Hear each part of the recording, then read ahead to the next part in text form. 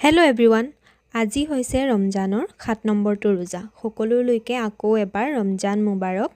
আৰু সদায় ভিডিঅ' বনাম বুলি ভাবোঁ যদিও বনোৱা নহয়।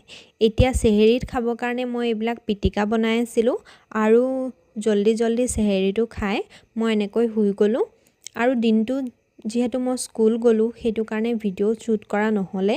আৰু এয়া ইভিনিং টাইমত ইফতাৰ প্ৰিপেয়াৰ কৰি আছোঁ। মাজতে অকণমান এনেকৈ খোজকাঢ়ি ল'লোঁ, আমনি লাগিছিলে কাৰণে। এয়া আপোনালোকক দেখাওঁ বুলি ভাবিলোঁ কি মানে বনালোঁ আজি ইফতাৰৰ কাৰণে। এইফালে মই মেংগ' ফ্লেভাৰ্ড ফালুদা বনাই আছোঁ আৰু এনেকৈ ৰুটি আৰু বাকী এজ ইউজুৱেল যিখিনি চবৰে ঘৰতে বনায়েই আৰু বুট ভজা। আৰু চবতকৈ ইণ্টাৰেষ্টিং কথা হৈছে আজি ফাৰ্ষ্ট টাইমৰ কাৰণে মই চিংৰা বনাবলৈ ট্ৰাই কৰিলোঁ।